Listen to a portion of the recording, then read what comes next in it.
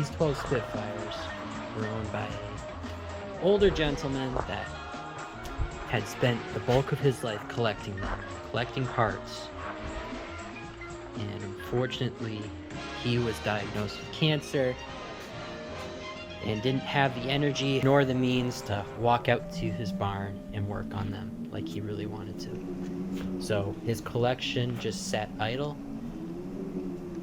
Unfortunately, his children had no interest in them and no interest in selling them off. So it would then be the problem of the next owner of the property. And that's when we got the call.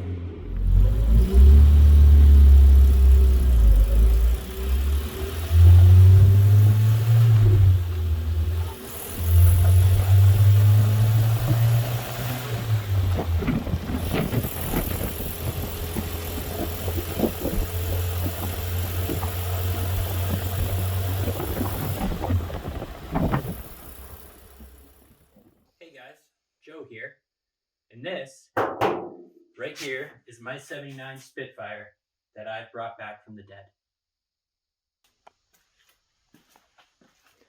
So with the camera facing the other way, I should talk more intelligibly. But this is it right here. Obviously, when I got it, it did not look this good. Although, as you can see, it's still missing quite a bit of parts. But it is a roadworthy car at this point.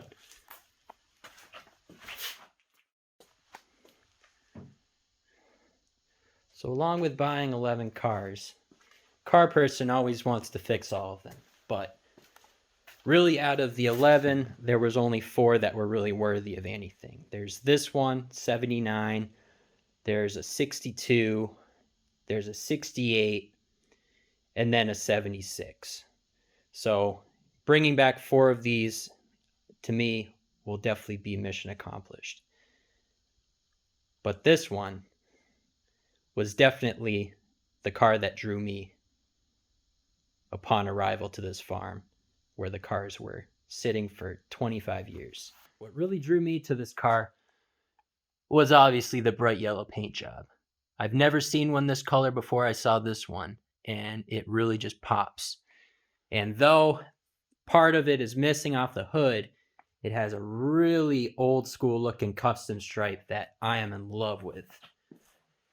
I've seen a couple 80s with a red, white, and blue one, but I've never seen this type of tone on one of these stripes. And, you know, it's just the coolest looking thing. It just shows off that classic Spitfire line that, to me, set it apart from a midget. Another thing that drew me to this car was really upon further inspection of it, which if you look,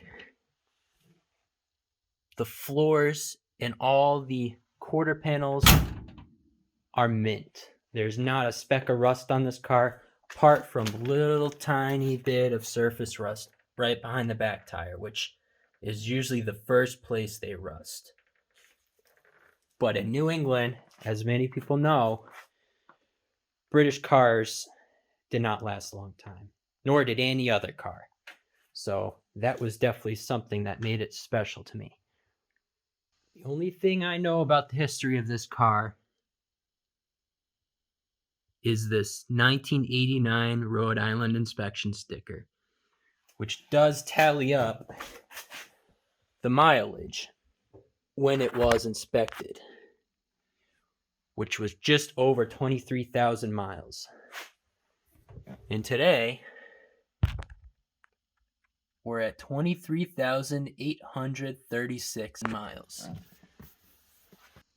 And many of you are going to say, "Oh, you didn't have to do anything to this car though. It had such low miles, the engine probably spun right over and started." Unfortunately, when a car sits 20 years under a lean-to in a misty pasture, the engine, especially these lower displacement engines, sees up solid. And unfortunately, that was the case with the original motor to this, which I still have, but really, it's not going to be running ever again.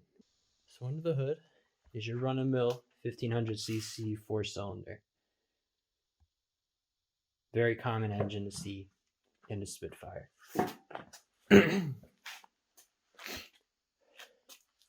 By no means is this a power horse. You're looking at about 55, 60 horsepower on a good day. So mechanically, this car is really standard.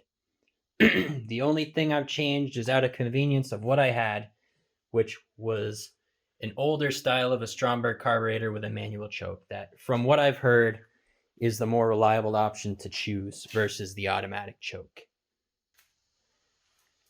Lots of old timers along the way told me just to scrap the Stromberg and throw a Weber, which I do have an intake for a Weber conversion. But in my opinion, that is like the LS swap for a Spitfire. I think it's a total cop-out, and I think making it all original is the way to go because it is a good-looking carburetor and it's something different. Really, my goal with this car was to keep it as a driving barn find. So all the original paint, all the original sheet metal, really the only thing I did was spray WD-40 over everything and go over it with some fine steel wool. And really that brought a lot of that Inca yellow color, which I think is one of the coolest colors you can get on a Spitfire. Mechanically, there are some things you can't compromise with. Brakes, clutch, radiator. And the radiator at first was not something I was going to replace. But I now know when you're working on a light car that is jacked up, without jack stands I might add, on the front bumper, the car tends to move around a lot. And on a later Spitfire, the radiator is at an angle because of the larger bumpers that would block a lot of the cooling. So you can see if your jack slips off that front bumper frame, it's got nowhere else to go but right through the radiator, which is why it has a new radiator.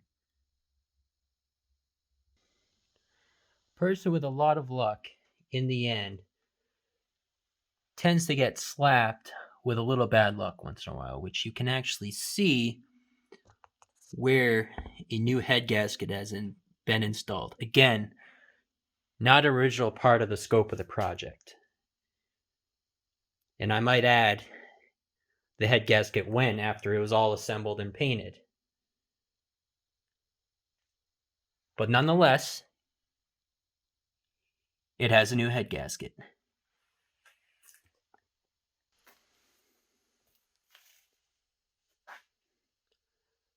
So moving on to the interior, I want to say that 90%, 80% of what's in the interior right now was not in it when I got it. The interior, apart from the door panels, was absolute toast. So luckily, with the 1980 Spitfire I got, it had a perfect wood bezel dash, and it had a perfect, apart from one crack, there it is, dashboard. Another car out of the 11 cars I bought had these really old school low back bucket seats. And these are really stock seats that were reupholstered with the headrest removed. So the two little holes are there, but it's been upholstered over, so it looks like a seat you'd see in a Mark III. So a real points on Triumph guy will notice that though the steering wheel does say Triumph on it, and it is a Triumph horn button, this steering wheel is not from a Spitfire. A GM guy will then interject and say, that looks a lot like a Fiero steering wheel. And you'd be right. This is out of an 84 Pontiac Fiero. And no, it did not just slide right on. This took about 2 days of modification to make it work. But in the end, I think it looks better than what originally would have been here.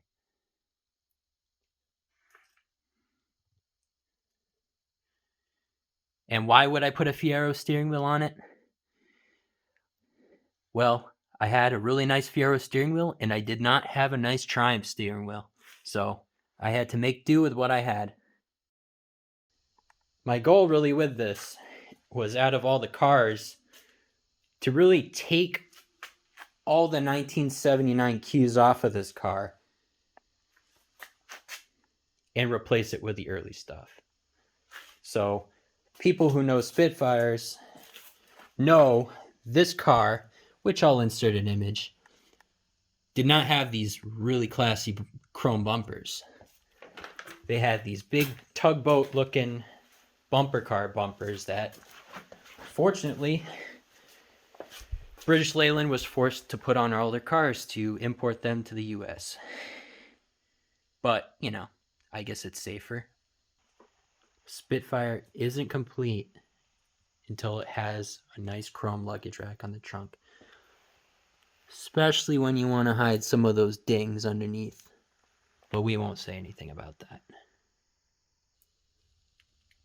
One thing I found recently was an XJ6 Jaguar tailpipe, which actually fit perfectly around the stock exhaust, which I think is very subtle but classy.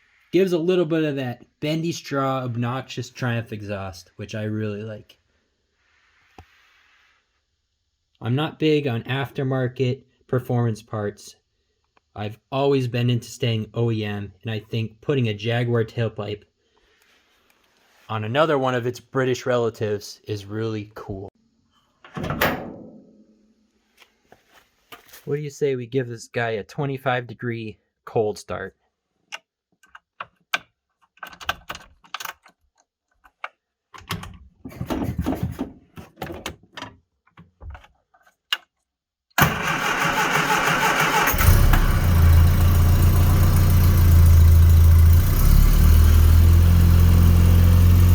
Fires right up.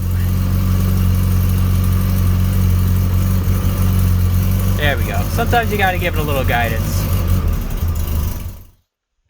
I guess a few things about myself. Since I was a little teeny kid, I've always loved cars, and I've always loved building things. I always had to have some sort of project going. Always drove my parents nuts with having crafts all over the table, paper everywhere, pencils everywhere, Legos everywhere. That's just how I've always been. I've never been a very social, outspoken person, but I've always been someone who relies on myself and who just loves to prove to myself that I can make things happen. And I think I've done pretty good, you know, building this car as well as that other one, which is another entry. Going through 5 years of architecture school in New York City, and I'm very happy with how things went, and I can say that I'm one of the luckier ones that had a job during this whole COVID, doing something I love, and that's building things and creating things and looking back and saying, hey, I made that happen. If I wasn't there, that wouldn't have happened. If I didn't find this car would be a Hyundai right now. And we don't need any more Hyundais. So you ask a lot of people what they did during COVID. And some people built puzzles. Some people built additions on their house. Some people destroyed things, relationships, lost their job. And my heart goes out to everyone out there. But one thing I built was this Spitfire.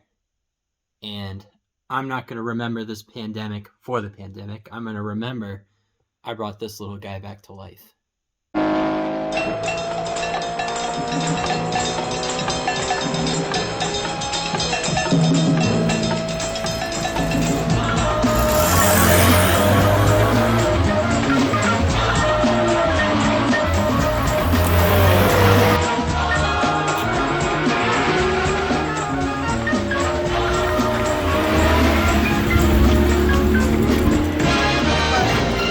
They do.